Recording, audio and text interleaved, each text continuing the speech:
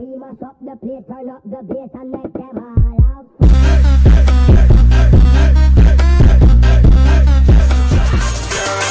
You could be my new thing.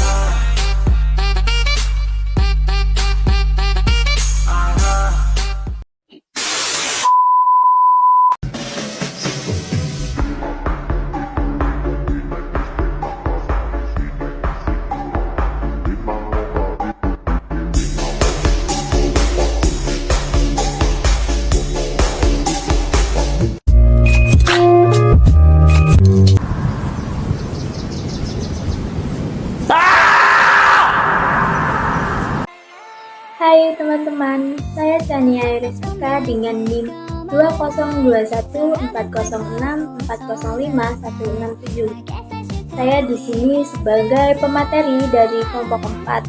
Pada kesempatan kali ini, kelompok 4 mendapat materi yang berjudul Fenomena Penerapan Pembelajaran Kelas Rangkap dengan mata kuliah pembelajaran kelas rangkap dan dosen pengampu Bapak Apsi Margiko Magister Pendidikan. Baik, untuk mempersingkat waktu, langsung saja kita simak penjelasan materinya. Pada materi pertama, kita tentunya harus memahami dulu apa itu pembelajaran kelas rangkap, bukan? Jadi, pembelajaran yaitu menurut Undang-Undang Nomor 20 Tahun 2003 tentang Signas Pasal 1 Ayat 20 yang berbunyi, pembelajaran adalah proses interaksi siswa dengan pendidik, siswa dengan siswa, siswa dengan narasumber, dan sumber belajar pada suatu lingkungan belajar. Selanjutnya, pengertian dari pembelajaran kelas rangkap itu sendiri yaitu menurut Jalil 2011, pembelajaran kelas rangkap adalah suatu bentuk pembelajaran yang memperisyaratkan seorang guru mampu mengajar dalam satu ruang kelas atau lebih dalam saat yang sama dan menghadapi dua atau lebih tingkatan yang berbeda. Kita lanjut untuk materi selanjutnya, yaitu ada di setiap pembelajaran tentunya akan mendapatkan model-model dalam pembelajaran, terutama pada pembelajaran kelas rangkap ini terdapat beberapa model yang dikemukakan oleh para ahli. Yang pertama yaitu menurut Abimanyu dan kawan-kawan 2003 menyatakan bahwa model diartikan sebagai kerangka konseptual yang digunakan dalam melakukan suatu kegiatan. Yang kedua, menurut Kat, mengembangkan 3 model dalam pembelajaran kelas rangkap ini. Yang pertama itu ada model combined grades atau combined classes, di mana pembelajaran ini menggabungkan antara 2-3 kelas dalam waktu yang bersamaan. Model yang kedua yaitu ada model continuous progress, yaitu model pembelajaran kelas rangkap atau multi-grade teaching yang memberikan kesempatan kepada siswa yang berkelanjutan dalam mengikuti setiap tingkatan kelas sesuai dengan lamanya mereka sekolah. Jadi tujuannya itu adalah setiap anak itu berkesempatan untuk mengelola dan memperoleh keuntungan dari perbedaan umur dan perbedaan sikap kemampuan ketika belajar. Yang ketiga yaitu ada model Mixed X atau Multi-X grouping, yaitu pembelajaran kelas rangkap. Dalam proses ini pembelajaran buat beberapa grup secara fleksibel sesuai dengan tingkat kelompok umur, jenis kelamin, kemampuan, dan lain sebagainya.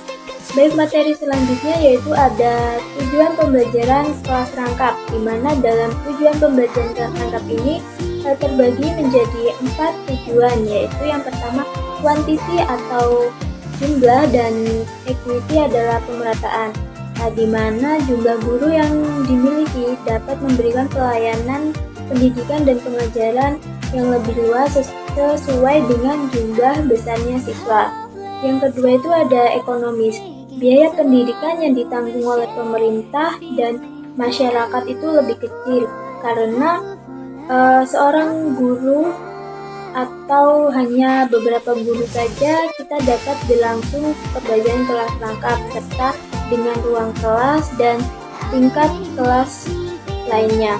Oleh karena itu, biaya pendidikannya pun semakin kecil. Ada tujuan dari kelas rangkap pedagogis, yaitu meningkatkan kemandirian siswa dan pengetahuan siswa, di mana guru itu berusaha untuk mengaktifkan siswanya dalam proses pembelajaran sehingga siswa dapat mandiri dan meningkatkan pengetahuannya. Yang keempat itu ada keamanan. Pemerintah dapat mendirikan sekolah dasar yang jaraknya itu dapat dijangkau dengan mudah sehingga orang tua itu kekhawatiran kepada anaknya itu jadi berkurang. Kalau semisal pemerintah mendirikan sekolah yang memang jaraknya itu sangat jauh dan medannya sangat sulit dilalui, maka banyak terjadi hal yang tidak diinginkan seperti terlambat masuk sekolah, putus sekolah, serta dapat mengakibatkan kecelakaan saat bepergian dan pulang sekolah. Baik, untuk materi berikutnya yaitu ada tantangan pembelajaran kelas perangkap. Yang pertama itu mengambil keuntungan dari keragaman di dalam dan antar kelompok, seperti halnya dalam latar belakang keluarga yang berbeda, etnis, linguistik, ekonomi, sosial, dan kemampuan lainnya. Yang kedua yaitu menyeimbangkan waktu. Sebagai calon guru, kita seharusnya dapat mengatur dan mengelola waktu kita dengan baik sehingga dalam proses pembelajaran itu waktu tidak terbuang sia-sia dan tujuan pembelajaran dapat tercapai. Yang terakhir itu ada melibatkan siswa dan menjaga agar siswa tetap fokus pada pembelajaran. Berikutnya ada melibatkan siswa dan menjaga siswa agar tetap fokus dalam proses pembelajaran. Yang kita dapat lakukan sebagai calon guru adalah dengan mengatur ruang kelas, membagi beberapa kelompok, di mana dalam hal ini siswa dapat mencari dan menemukan masalah yang dihadapi dan dapat memecahkan keterasingan di antara mereka dengan tingkat umur kelas yang berbeda. Selanjutnya itu ada materi yaitu prinsip pembelajaran kelas rangkap. Yang pertama itu ada keserempakan. Kegiatan pembelajaran ini terjadi secara serempak atau bersama-sama. Seperti contohnya dalam pembelajaran IPA, siswa dapat mengamati dan mengekspresikan pengalaman mereka melalui gambar lukisan, binatang, dan interaksi dari alam. Yang kedua itu ada kadar tinggi waktu keaktifan. Contohnya itu dapat dilaksanakan dengan diskusi kelompok, presentasi, pembelajaran berbasis proyek, dan kegiatan praktikum lainnya. Yang ketiga ada kontak psikologi guru dan murid. Guru itu harus adil dan berusaha agar semua murid mendapatkan perhatian. Tidak hanya itu, guru juga harus menjalin hubungan positif antara siswa dan memberikan dukungan kepada siswa dalam situasi sulit seperti mereka yang bermasalah, mempunyai masalah dalam keluarga, sekolah, dan lain sebagainya.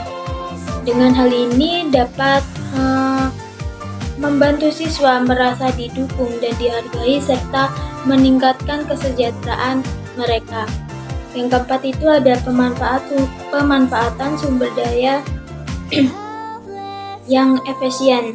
Dengan pemanfaatan yang tepat dapat menunjang proses pembelajaran. Pemanfaatan sumber daya yang efisien ini dapat mengurangi dan menghemat biaya operasional, mengurangi penggunaan sumber daya alam, dan meminimalkan dampak yang negatif.